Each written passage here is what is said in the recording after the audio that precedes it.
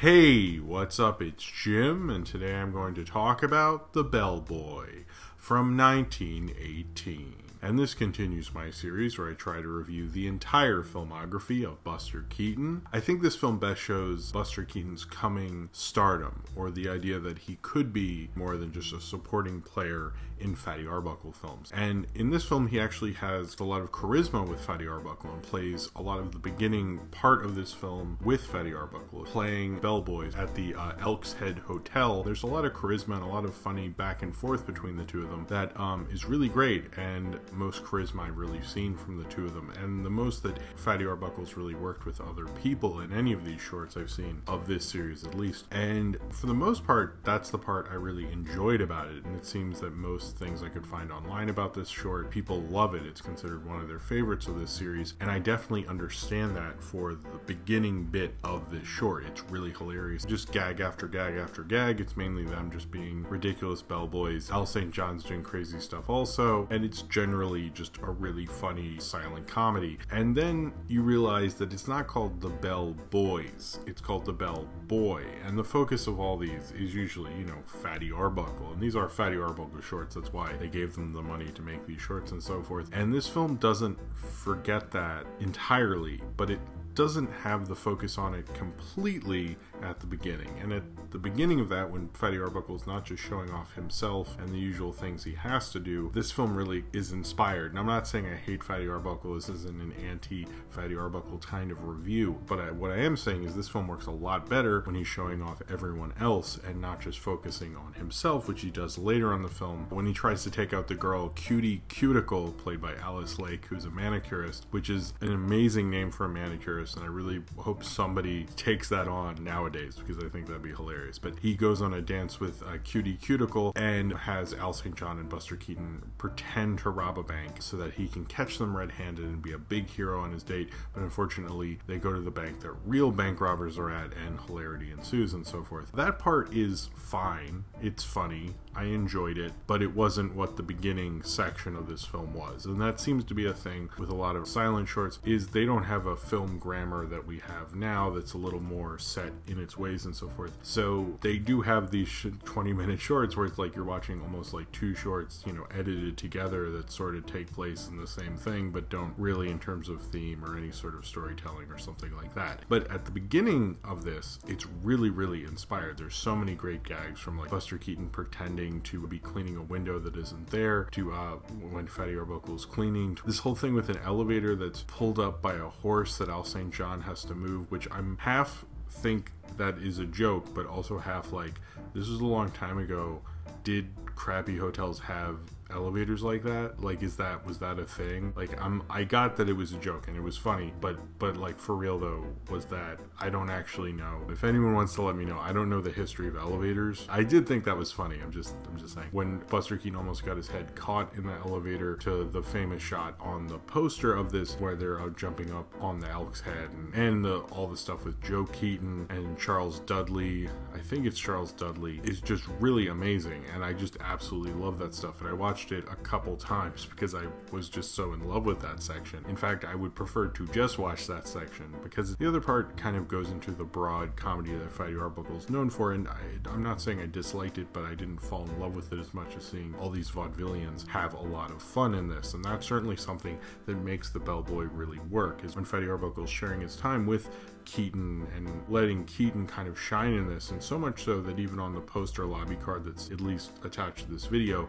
Keaton is very prominently on there, and more so than you'd think he would be. Now, I don't know if that was a re-release thing or something like that, but it definitely shows like he felt there was a lot of promise in Buster Keaton, and this is like seeing him slowly become more and more important to these films. As they had moved to California, you can see the space they're using in this works out better for gags, particularly with the whole hot towel. They have this hot towel thing that goes from one end of the hotel to the other, and I don't think you could have done that in New York, and that section is really, really hilarious, especially the section with Joe Keaton kicking Buster Keaton, which I'm not sure if it's this film or a different film, but it seems probably based on the story and based on what happens in this film, it's probably this film, where Joe Keaton got mad at Fatty Arbuckle because he suggested while he was directing the scene that he should kick Buster Keaton harder, and he was like, don't tell me how to kick my son, basically. I've been kicking him on vaudeville for all these years. You don't need to tell me how to kick Buster Keaton, which I think is funny. I probably butchered that story, but it's basically sort of the story. I think it was this one, but I haven't gone through these again, so maybe it was a different one, but I don't even think where I heard the quote from knew where it was from, just that it happened. I love the Joe Keaton part. That bit is really funny, seeing the top hat go off again and off, and then they get fights. One thing I think that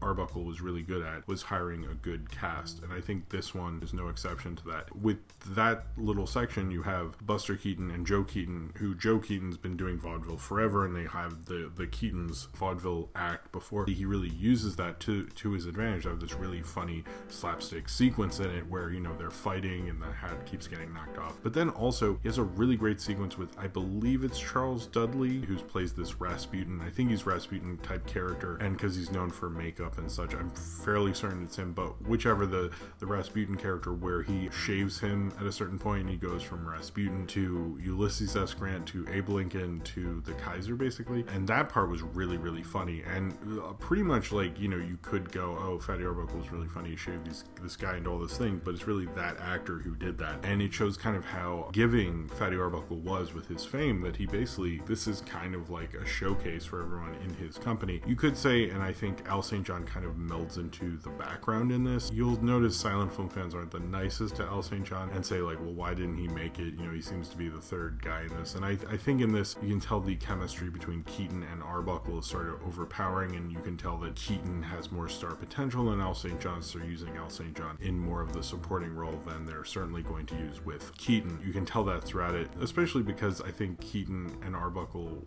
work so well together. There's a lot of chemistry in this. This is almost like them co-starring kind of a vehicle, except for it's like actually not. But for the first part, it really feels like you're getting as much Keaton as Arbuckle almost, and this is an Arbuckle short, directed by, written by, and starring Arbuckle. I did notice there's a few World War I jokes, from the fact that they're at a restaurant and it says French and German dining, and then and German is crossed off, which I thought was weird because I've never heard of a restaurant that's called French and German food. Like, I've never been, no one's like, you want to go get French and German food? Like, I think it's like one or the other, whichever. It was a funny gag. And then obviously Rasputin later being made into the Kaiser. I think the only thing that could be offensive is Rasputin acts very effeminate. Arbuckle's sort of making fun of him in that, but the Rasputin character is so kind of odd. It's not as offensive as maybe normally. I think it's a little offensive, so I can understand if you were a little offended by that, but I think you can kind of probably move on from that because it's just a short little section in this. I quite like this short. I don't know if it's my favorite. I kind of think I liked Out West more, but this still shows like the amazing stuff they could do in California and what Arbuckle and the Comic Film Company were really up to. And this, it's interesting how much of this, when I was watching it, I was like, this is an Arbuckle short, but usually he's the focus or the plot. He has Keaton and Al St. John in it. Their plots are bouncing off of him, but it's like Keaton's was pretty close to his. Al St. John was kind of in the normal spot. And Keaton really actually loved this short, and he reused stuff from it. He reused some material for another short film about a hotel called Love Nest on Wheels, which also Al St. John was in, and I think a support. I haven't seen that, but Al St. John is on the credits list, at least on Wikipedia. And then Keaton used the mop gag in his final film appearance in the film The Scribe. So it seems to play a certain place in his heart. Maybe he felt this was a film that really let him shine. It does have probably a really good spot of him laughing. I know in each of these, if you read reviews of any of these Arbuckle shorts, people go, oh, and this is one of the rare films where Keaton laughs, which is like all of them. So it's just a thing of this series, but he does actually laugh when Joe Keaton puts on the top hat full of water and stuff. It's not really breaking because he hasn't set what the stone face thing is. And Keaton and Arbuckle, I think, in this really get the space and how to play off of gag after gag after gag. And that whole section is just so wonderful and lovely and hilarious, and it works because it's just all you want from it. You just want funny gags. You don't want any of that stuff. The second part just doesn't work as well because the bank robber thing, like, it's funny. I get like the joke, like, aha, and there are actual bank robbers there. Yeah, sure.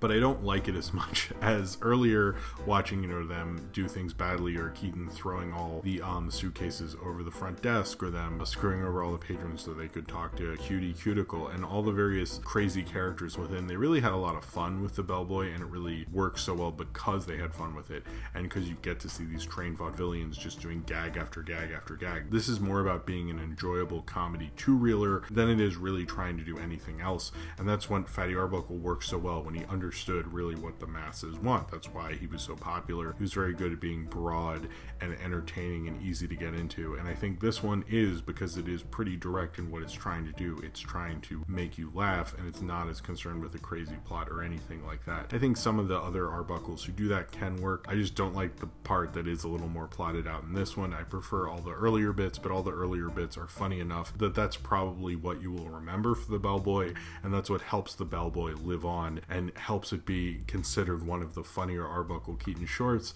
And although I don't want to say that outright at this point in terms, since I'm going through them and reviewing them, I still think it's absolutely one of the stronger ones I've seen thus far, and definitely shows me the star power potential of Buster Keaton. So if you've seen The Bellboy and you would like to talk about it, then comment below in the comments and subscribe if you would like to.